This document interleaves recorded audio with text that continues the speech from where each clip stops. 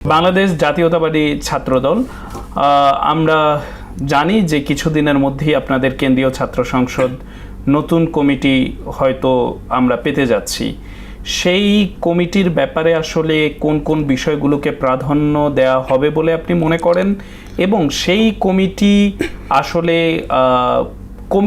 কি আসলে কোনো গ্রুপ ভিত্তিক করা হবে না মেধার ভিত্তিতে করা হবে, সেই ব্যাপারটাও আমি একটু জানতে চাই আপনার কাছে। 2019 সালে বাংলাদেশ জাতীয়তাবাদী ছাত্রদলের কাউন্সিলররা বাংলাদেশ জাতীয়তাবাদী ছাত্রদলের দায়িত্ব, সাংগঠনিক দায়িত্ব জনাব তারেক রহমান হাতে তুলে দিয়েছিলেন। সেই থেকে তিনি বাংলাদেশ জাতীয়তাবাদী ছাত্রদলের দেখভাল করেন। এর আগে মরহুমা দেশনেত্রী বেগম খালেদা জিয়া বাংলাদেশ জাতীয়তাবাদী ছাত্রদলকে সরাসরি দেখাশোনা করতেন। তারা বিভিন্ন সময় সরাসরি প্রত্যক্ষ ভোটের মাধ্যমে অথবা তাদের যে বিভিন্ন উইংস আছে সেখান থেকে তথ্যের মাধ্যমে ছাত্রদলের কমিটি করা হয়। ছাত্রদলের কমিটি আসলে একটা একপাক্ষিক কোনো একটা প্যারামিটারের উপর হয় না, যে শুধু মেধার ভিত্তিতে, শুধু আন্দোলন সংগ্রামের ভিত্তিতে, শুধুমাত্র কী বলে সৃজনশীলতার ভিত্তিতে। এটা একটা, আপনি যদি বলেন তাহলে এটা একটা প্যাকেজ। আসলে সকল প্যারামিটারেই আপনার একটা নির্দিষ্ট আপ টু মার্ক থাকতে হয়, তারপর আপনি ছাত্রদলের নেতৃত্ব প্রত্যাশা করতে পারেন। আমরা যতগুলো কমিটি দেখেছি 2009-এর পর থেকে, সবগুলাই সমসাময়িক যারা যোগ্যতার ভিত্তিতে হয়েছে, সেটা আপনি বলেন বক্তব্য বলেন, সাহস বলেন, মেধা বলেন, বিভিন্ন আঙ্গিকে চিন্তা করি আমরা সামনের কমিটি জনাব তারেক রহমান তার সেই সূত্র থেকে সেই তথ্যের ভিত্তিতেই সবচেয়ে যোগ্য নেতৃত্বই বাছাই করবেন বলে আমরা বিশ্বাস করি। ছাত্র শিবির কিংবা ছাত্র সমাজ অথবা নিষিদ্ধ ঘোষিত ছাত্রলীগ কিংবা আরও যারা রয়েছেন, তাদেরকে বাছাই না করে তরুণ প্রজন্ম কেন ছাত্রদল করবেন বলে আপনি মনে করেন? আমি সময় যদি দেন আমি 3টে উদাহরণ দিতে চাই, অথবা একটা দিয়ে শুরু করতে চাই। শাহবাগ থানায় তৎকালীন একটি পুলিশি ঘটনা, যেখানে ছাত্রলীগ পুলিশ কর্তৃক বেদম প্রহরের শিকার হয়েছিল। একটি নারী পুলিশের উচ্চপদস্থ এক কর্মকর্তার বিবাহ বহির্ভূত সম্পর্ক নিয়ে বাংলাদেশ জাতীয়তাবাদী ছাত্রদল তখন চরম সংকটময় পরিস্থিতি পার করতেছিল, কারণ তখন ফ্যাসিস্ট হাসিনা রাষ্ট্র ক্ষমতায়।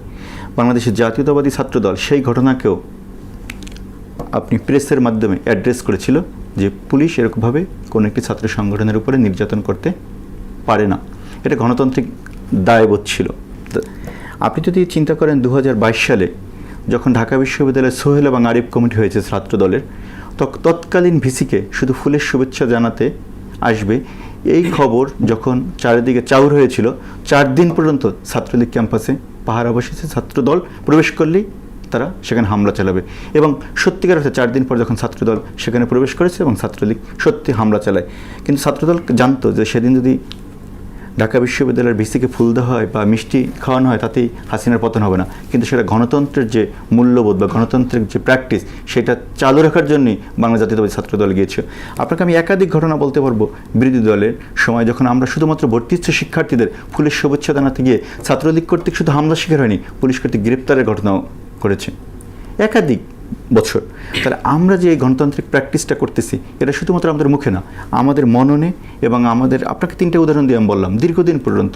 এবং দেখবেন যে আমরা গত বছর বিভিন্ন শিক্ষা প্রতিষ্ঠানে আমরা একটি মিথ্যা প্রোপাগান্ডার মধ্যে খারাপ ফল করেছি, কিন্তু তারপর আমাদের কোনো শিক্ষা প্রতিষ্ঠানে আমরা কোনো শিক্ষার্থীর উপর কোনো অত্যাচার করতেছি না, কোনো হল দখল করতেছি না, কোনো গেস্ট রুম কালচার চালু করতেছি না। আমরা কিন্তু আমাদের যে সর্বোচ্চ চেষ্টা, তার মাধ্যমে সাধারণ শিক্ষার্থীদের কাছে দেওয়ার চেষ্টা করছি। আপনি আমাকে কোশ্চেন করবেন, ঠিক আছে?